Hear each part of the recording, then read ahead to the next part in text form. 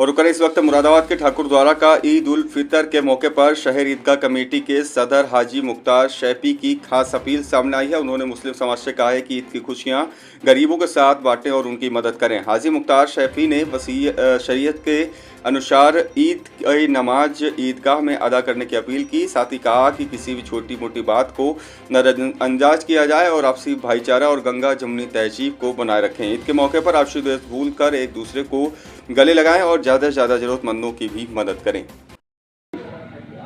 आप ईदगाह कमेटी के सदर हैं और हाजी मुख्तार जी आप जो है एक जाने माने समाज सेवी भी हैं। अब आप ईद के त्यौहार को लेकर क्या कहना चाहते हैं? देखिए, ईद के त्यौहार पर तो हम मुबारकबाद पेश करते हैं सभी लोगों को, पूरे इलाके के लोगों को, और ये अपील करते हैं, पैगाम देते हैं कि ईद को पूरे भाईचारे के साथ, पूरी खुशियों के साथ मनाया जाए।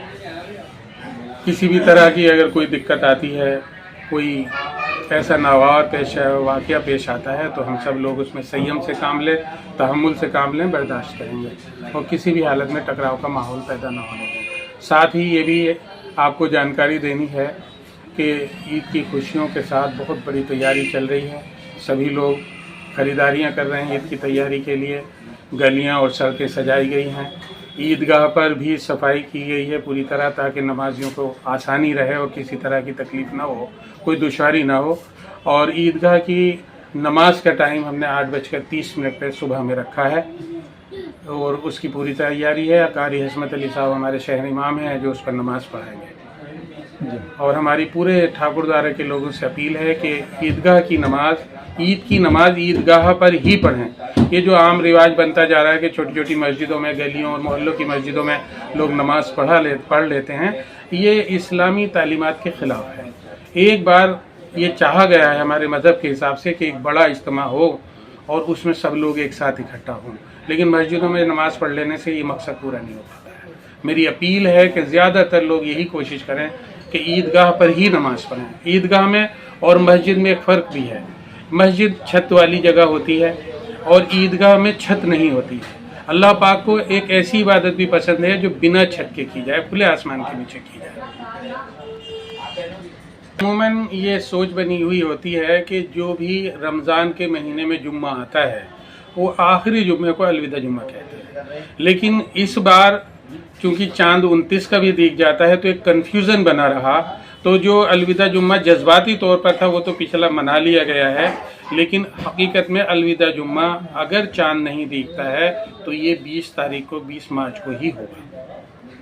मौके पर हम ये भी अपील करना चाहते हैं कि हमारा मज़हब इस्लाम हमको गरीबों की मदद के लिए रग़बत दिलाता है और हमें हुक्म भी देता है कि जो गरीब लोग हैं उनकी मदद की जाए। रमज़ान का महीना एक ख़ास तौर से गरीबों की मदद के लिए है। इसमें उनकी खुशियों में शामिल होने के लिए हम जो भी उनकी मदद कर सकते हैं, उनके गरीबों के खाने का इंतज़ाम करें, उनके अच्छे कपड़ों का इंतज़ाम करें, बच्चे अगर उनके पढ़ने जाते हैं तो उनकी तालीम का इंतज़ाम करें। ये हमारे इस्लाम का पैगाम है और मैं पूरे अपने अहले इस्लाम भाइयों से गुजारिश करता हूँ कि अपने मोहल्ले के, अपने इलाके के गरीब लोगों का ख्याल रखें, उन्हें अपनी खुशियों में शामिल रखें और अपनी खुशियाँ चाहे कम भी रह जाए लेकिन गरीबों की खुशियों को बढ़ाने का काम हमेशा करते रहें। और हाँ, इस मौके पर मैं ये भी अपील करूँगा कि हर हालत में त्यौहार को जब भी मनाया जाता है तो खुशियों के साथ मनाएं, पूरी ज़िम्मेदारी के साथ मनाएं, पूरे भाईचारे के साथ मनाएं, क्योंकि हमारे इलाका ठाकुर द्वारा का भाईचारा बेमिसाल है। ये हिंदू मुस्लिम भाईचारा यहाँ का बहुत मजबूत है, इसे किसी भी हालत में कमज़ोर ना होने दें। जहाँ तक ठाकुर द्वारा की पुलिस और प्रशासन का सवाल है तो मैं मानता हूँ कि दोनों का ही रवैया बिल्कुल काबिल तारीफ़ है। बहुत ज़िम्मेदारी से ये लोग अपना काम निपटा रहे हैं। बाज़ार की व्यवस्था भी, चूँकि रमज़ान के आखिरी हफ्ते में बाज़ार में भीड़ भाड़ बढ़ जाती है, पुलिस ने बहुत अच्छी व्यवस्था की हुई है। वाहनों को भी, जो गैर ज़रूरी वाहन है उन्हें रोक दिया गया है ताकि लोगों को सहूलत रहे और ध्यान लिए हुए हैं। मुझे लगता है पूरा सहयोग प्रशासन का भी मिल रहा है और पूरे ठाकुर द्वारा की आवाम, ख़ास तौर से जो यहाँ के सामाजिक जिम्मेदार लोग हैं, वो पुलिस और प्रशासन को पूरा सहयोग दे रहे हैं।